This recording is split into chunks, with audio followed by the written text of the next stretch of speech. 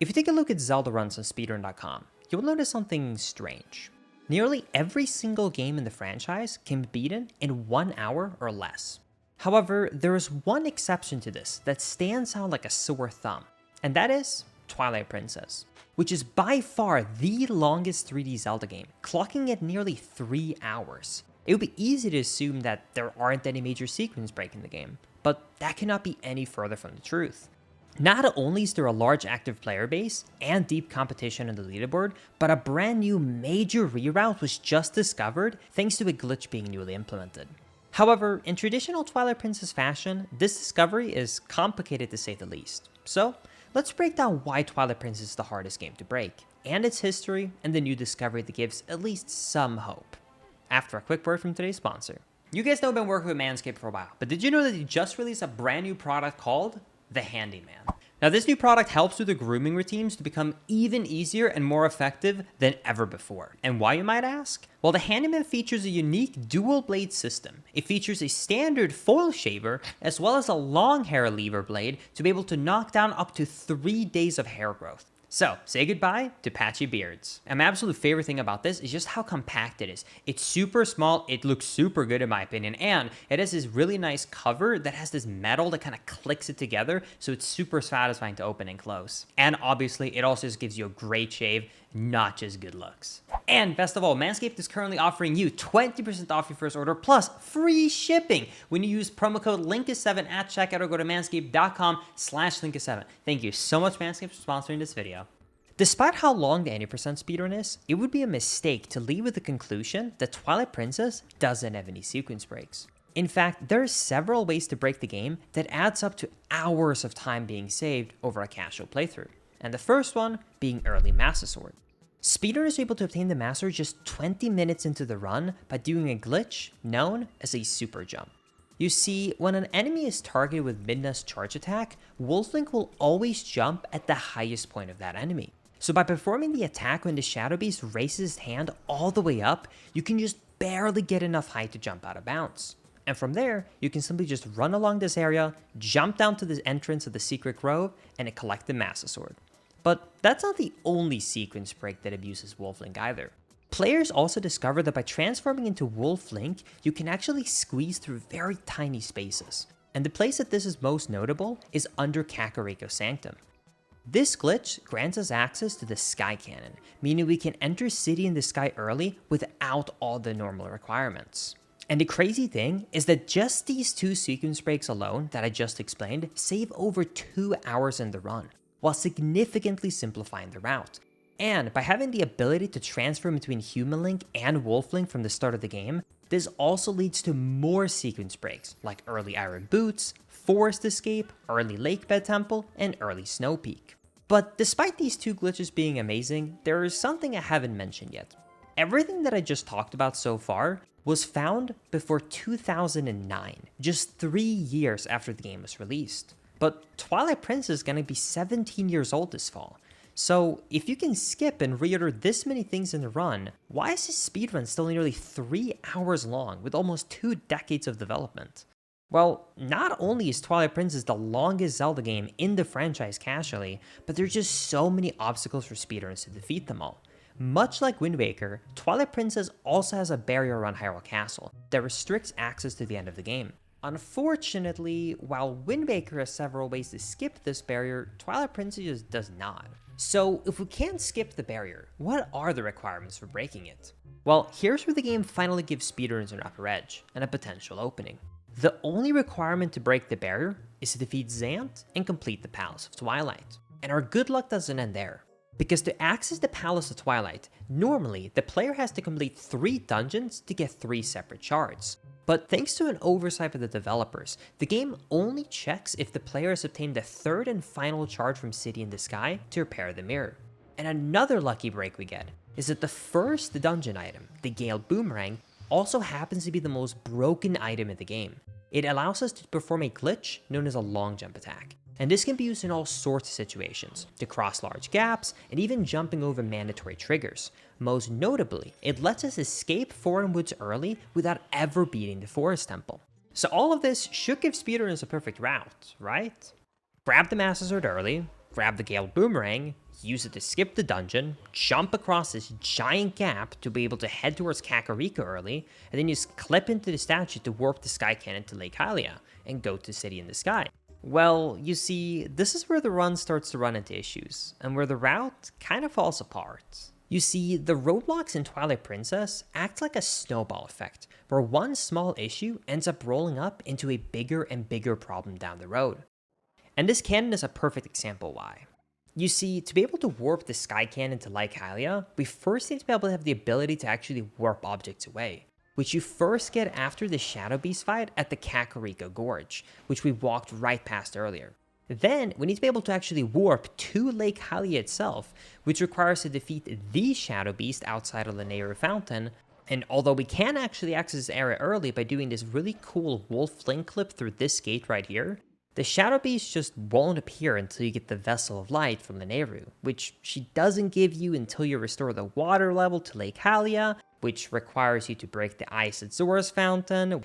You get the idea. The problem just doesn't end there. And to top it all off, you can't talk to NPCs in the Twilight, meaning we also have to defeat the Lanayru Twilight to be able to talk to him to repair the cannon. But now, we've already added nearly 30 minutes to the route, but the problem still is not completed. So regardless of how many skips are possible in this game, unless these problems are tackled somehow, Twilight Princess requires speedrunners to do a ridiculous amount of quests that just adds up more time the longer you're playing. So either we have to find a way to just skip the barrier altogether, or to completely just brung warp into Palace of Twilight. Wait a second. Wind Waker speedrunners already solved all of these problems by finding barrier skip. So could we do the same in Twilight Princess? Well, considering how similar the games are internally, it would be reasonable to think that Twilight Princess speedrunners should be able to use a similar strat. Well, unfortunately, it's not like the Twilight Princess community hasn't tried, and even, as a matter of fact, on the surface, this is actually a worse barrier that should be easier to break. The barrier is nearly not as big, the area outside of it is always accessible throughout the entire game, and the barrier isn't even there until you've beaten Lakebed Temple. So while this all seems great, a few simple changes that were made in these games just made solving this puzzle much harder. You see, in Wind Waker, you can use a technique known as a bomb push to squeeze through this incredibly small gap in the barrier structure, but unlike the barrier in Wind Waker, in Twilight Princess, there just isn't any gaps in the barrier. But what about trying to get into Hyrule Castle before the barrier is even there? Because as soon as you have access to Hyrule Castle, you can just run up to the area where you should be able to enter it. But on the way, there's these two guards. Now, this seems like a lot easier of an obstacle to overcome, but as it turns out, these two guards are just as effective as a giant magical wall. No matter how much you try, there is no way around Hyrule's hardest working soldiers. Going out of bounds yields invisible walls, and any other glitch that we know to this day just won't access this area. But before you lose hope, this is where the new kind of research and discoveries comes into play that leads some hope into finally breaking this game. And this trick is known as invalid death warping. Typically, each area of the game will have a set amount of states, which is a version of a map that is only active during specific conditions. One of those conditions could be having a certain item, completing a quest, or progressing through the story in some way. Now, the default state of most maps in Twilight Princess is just 0, with the alternate ones usually being a number in between 3 and 9. Now, unless there is some reason for the game to use a special state, it will basically always be 0. And most times, it is in minigames and special quests when the game will use a special one. I'll give you an example so you can kind of understand it. The Wagon Escort quest, which uses its own state, so every time Link voids out or dies, it just resets the quest, so you don't have to run all the way back and restart it every single time. But this is when it can be abused, because in some certain situations, we can actually force the game to reload an area with this specific layer in unintended areas. And this new implementation actually takes place during the Plum minigame. You see, every time Link fails in the Plum minigame, it should send him back to Lake Hylia by triggering a void out where you'll be able to talk to Plum again and restart the minigame. However, if you die during this minigame, which you normally, by the way, can't do without glitches, that state just does not reset. Meaning that right now, Lake Hylia is put into the minigame state, which is state 10. And since Lake Hylia doesn't normally have a state 10, tons of weird stuff is going on, and things just won't be loading, which includes the water. Now, this looks insane and can be used as an incredibly fast way to enter Lake Hylia early, but here's where it comes into, once again, the kind of curse of Twilight Princess. Despite this discovery being very exciting, this route only saves 8 seconds. And another thing I didn't mention, this glitch is also not new. As a matter of fact, invalid death warping was found all the way back in 2007, when they accidentally performed this glitch. Now, intensive research has been put into this glitch, but so far, no good use case has been found. Until now. Now yes, 8 seconds to get into a dungeon early doesn't sound this exciting. However, this could lead to one of the biggest discoveries in Twilight Princess, which would be to use invalid death warping to skip the barrier. Now, how would this work? Well, here is one of the, in my opinion, coolest potential tricks. You see, several test maps that the developers used to develop the game were left internally in the game and it's just inaccessible to the normal player.